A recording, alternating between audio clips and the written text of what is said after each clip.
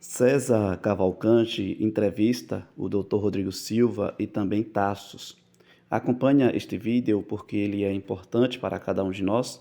Não sai, tá bom? Fica até o final. Vou deixar o link da entrevista completa aqui na descrição para que você possa aí estar acompanhando na íntegra. O que é que vai ser falado?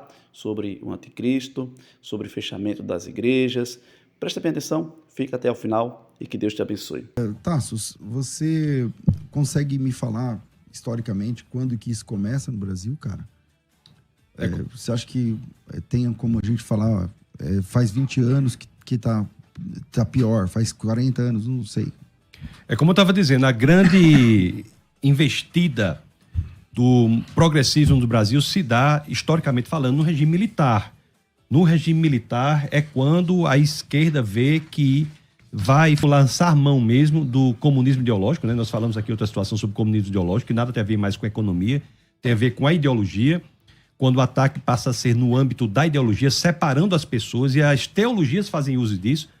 O professor Rodrigo mencionou teologias qualificadas, né? É interessante que Sol, ele diz assim, toda vida que você qualifica algo, você piora. Justiça social. A justiça social é menos justa do que a justiça por ela mesma, né? Então você veja que essa separação é que dá vazão a esse tipo de abertura. Então nós temos hoje o negrismo, que de fato tenta escravizar o negro, o LGBTismo tenta escravizar o homossexual, o feminismo, a mulher. Como que se, para quem está ouvindo agora, eu conheço a teoria sobre isso, mas como é que é isso aí na prática?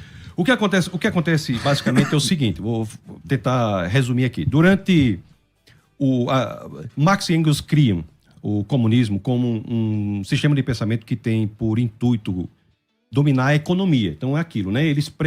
A previsão deles é que a sociedade avança com um regime feudal, tem contradições, você tem uma revolução burguesa, você tem um regime capitalista, tem contradições, você tem a revolução operária, você tem então comunismo. Então teria feudalismo, capitalismo e comunismo. Só que isso não ocorreu. Um primeiro contra-exemplo a isso é a própria Revolução Russa, 1917, em que você tem uma sociedade feudal que passa para uma sociedade comunista com a burguesia irrelevante.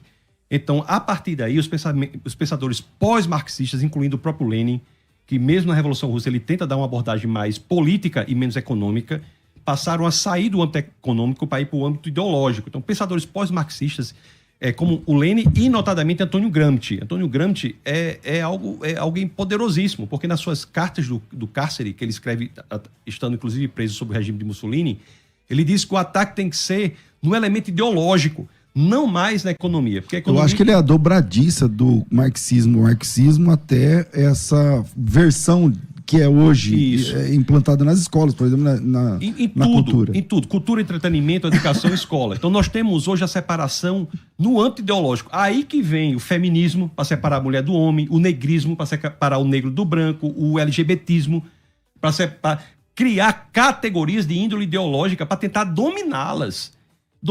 E as teologias são criadas como o intuito posterior de atacar os maiores obstáculos a este domínio ideológico.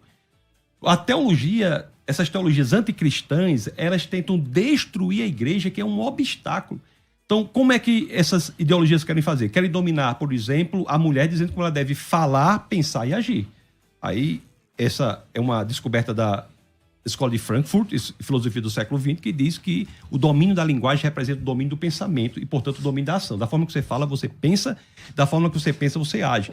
Agora, o obstáculo a isso... Que aqui no Brasil isso aí está avançado. Está avançadíssimo. Porque já estão mudando a linguagem das pessoas, uma vez mudando a linguagem, a forma que você trata, e a forma que você trata é a forma que você entende, a forma que você entende, a forma que você... Não, mas veja bem, é mais grave do que isso. O seu pensamento está estruturalmente circunscrito à sua capacidade linguística. Você não consegue articular pensamento fora da linguagem. Então, a linguagem ela é destruída como uma forma de destruir o pensamento. Não é possível pensar fora dos limites impostos pela sua capacidade linguística. Então, esse é a metodologia destes movimentos de separação de pessoas em grupos. Aí, o obstáculo a isso é a igreja e a família. E para atacar a igreja, eles usam exatamente essas teologias. Tem teologia feminista, teologia disso, teologia daquilo, tenta qualificar as teologias para exatamente destruir o obstáculo que é a igreja. Por que é a igreja? Porque na igreja esses grupos não se sustentam. Na igreja não existe preto, branco, não existe, todos são um. Né? Gálatas 3:28, o apóstolo Paulo, enquanto 75% da população de Atenas eram de escravos, 50% da de Roma eram de escravos, o apóstolo Paulo diz, não há homem Aqui nem não mulher, tem. Escravo nem livre. Judeu nem gentil, todos são um em Cristo Jesus. Então, o obstáculo é a igreja. Se nós destruímos a igreja, acabamos com o obstáculo contra os arroubos desses movimentos. Quais são as duas formas de destruir a igreja? Estratégia egípcia, estratégia babilônica. Estamos até escrevendo um livro sobre isso, vai sair próximo mês.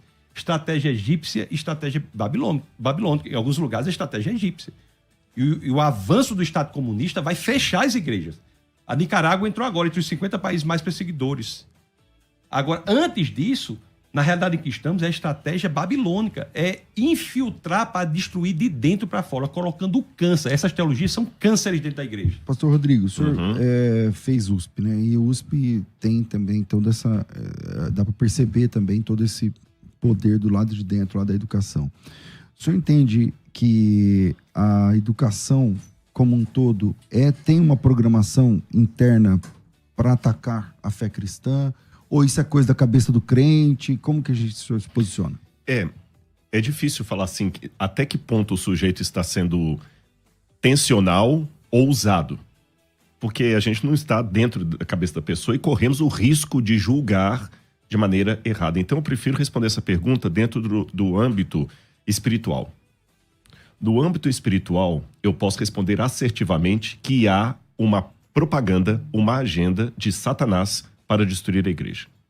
É um grande conflito entre as forças do bem e do mal. Isso há. E dentro desse conflito espiritual das forças do bem contra o mal, as pessoas, pelo seu comportamento, pela sua ideia, pelo seu compromisso ou infidelidade a Deus, elas se deixam levar ou pelo Espírito de Deus ou pelo Espírito do diabo. Eu vou dar exemplos bíblicos. Pedro era um homem sincero. Ele estava com o Cristo, 3 anos e meio andando com Jesus. E no último momento ali, o diabo usou uma fraqueza dele e falou com Jesus: Senhor, tem piedade de ti, que tal coisa a gente já... Foi repreender Jesus ainda, porque Jesus estava falando da cruz. Jesus estava falando: eu vou morrer, eu vou ser crucificado. Pedro, então, imbuído de toda aquela ideologia judaica da época, que o Messias tinha que ser um guerreiro forte para libertar o povo de Roma e não um servo sofredor de Isaías 53, o diabo colocou aquela ideologia na cabeça de Pedro naquele momento e ele falou, e Jesus, como tinha uma espiritualidade, Jesus era Deus, falou assim: para trás de ti, Satanás. Porque não foi Satanás que falou através de você, Pedro. Temos, ao mesmo tempo, uma figura como Anás e Caifás, que deliberadamente se entregaram ao mal. Judas também, que fala que o diabo o tomou. Então a resposta que eu dou para não cair em julgamento de A ou B é que estamos em conflito cósmico do bem contra o mal. E os dois lados nos querem. Depende de mim qual espírito vai me tomar, se é o espírito de Deus ou o espírito do diabo. Porque o diabo toma a pessoa assim como o espírito de Deus toma, do mesmo jeito. O diabo imita Deus, só que não na qualidade. Imita como uma bolsa da Louis Vuitton que você encontra no 25 de março aqui. É igualzinho, parece, olhando, mesma cor, mas não tem a qualidade de Deus. Então, eu digo que sim, dentro da igreja, algumas pessoas bem intencionadas, eu diria até.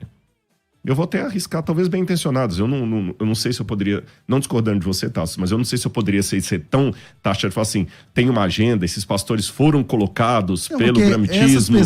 Essas pessoas cooptadas por essa ideologia, na minha opinião, elas acham que estão fazendo bem. Inclusive, então eu não vou discutir a sinceridade ou a honestidade pessoal de cada um, mas...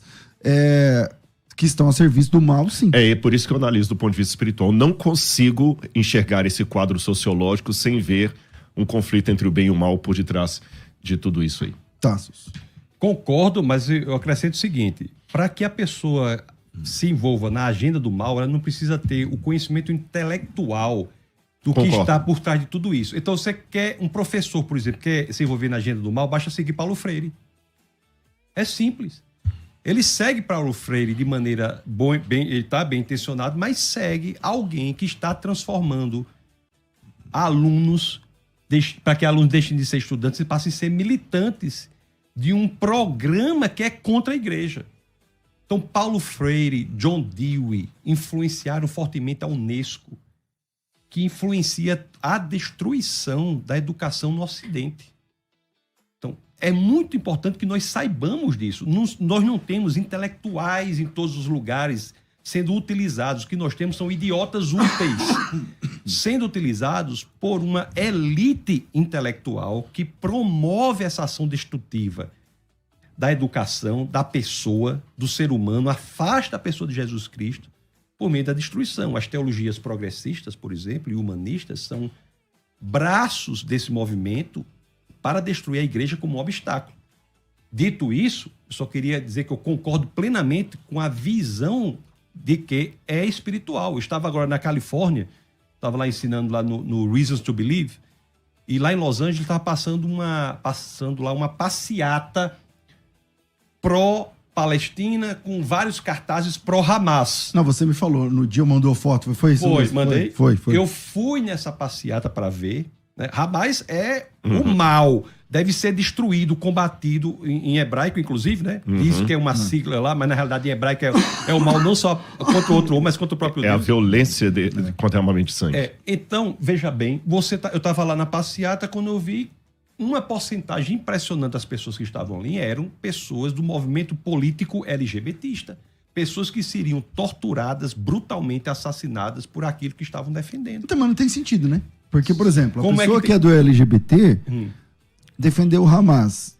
Ninguém passou lá avisando que se o Hamas... Qual é o sentido, o professor, qual é o sentido governasse disso? onde elas moravam... O que justifica a base espiritual. É isso exatamente que eu ia falar. Se me permite até dar não contraponto, uma ilustração. Se olharmos na história bíblica e não bíblica, quando o mal quer se juntar para um objetivo comum, ele se junta. Vou pegar o exemplo bíblico para começar. Saduceus e fariseus, hoje a gente coloca tudo num pacote só, mas nos tempos do segundo templo, não se bicavam. Fariseu e saduceu era colocar quase que... São teologias diferentes. Corintiano não sei se estou dando o exemplo certo, corintiano e palmeirense, ali a torcida não dá nem para ficar junto no instante, tem que separar, porque senão vai dar briga. Mas quando foi para condenar Jesus, os dois abraçaram lá. Até zelotas estavam no meio ali, porque eles também odiavam os zelotas. E eu tenho uma opinião comigo, não vou explicitá-la aqui por causa do assunto e do tempo, mas eu acredito para mim que tanto Barrabás como os dois ladrões na cruz eram de movimento zelota. O Barrabás é uma chance bem grande. Exatamente. E para mim, como eram duas parece cruzes, que os dois faziam parte que ele fala que ele era o chefe dos salteadores do Evangelho de João. Então, é só uma digressão aqui. Eu acho que Barrabás deveria ser o chefe, ele mais dois foram apanhados, dois guerrilheiros, dois zelotas. Então, eu tô falando de 3 movimentos completamente antagônicos, zelotas, e os 3 se juntaram. Tanto é que os 2 que se juntaram para libertar o terceiro só pelo prazer de ver Jesus crucificado. Saindo da história bíblica para dar um exemplo fora. Na época de Sócrates, você tinha também uma outra ruptura muito grande entre sofistas e poetas. Porque o sofista era o filósofo que queria destruir a poesia com todos os seus malefícios. E o poeta era aquele que queria manter o establishment contra os filósofos. E quando Sócrates vai ser condenado a tomar cicuta, os dois advogados de acusação dele, um era poeta, o outro era sofista. Ou seja... Mas aí se juntam. Então, o diabo, ele consegue regimentar. Então... É estranho, concordo, mas não é surpreendente que você veja grupos antagônicos se juntando. E se me permitem dar até uma visão escatológica, quando o anticristo dominar, seja ele quem for, porque eu sei que há teologias diferentes, uma coisa nós concordamos, independente de quem seja o anticristo na visão de cada um. Por onde vem. Por onde que vem. Ele vai unificar o mundo. Porque a Bíblia não fala que o anticristo será um regional. Fala assim, a terra se maravilhou seguindo a besta... E falando quem é semelhante a ela e quem não puder comprar nem vender, será apenas os que não têm a marca dela, os outros todos terão. Então o diabo consegue essa faceta. Eu acredito até comigo, isso aqui não é bíblico não, tá? É só se eu estiver errado, eu acredito que nem os anjos, os demônios do diabo, eles são unidos no sentido que o povo de Deus deve ser unido, que a união é um fruto do espírito. Os demônios não têm espírito.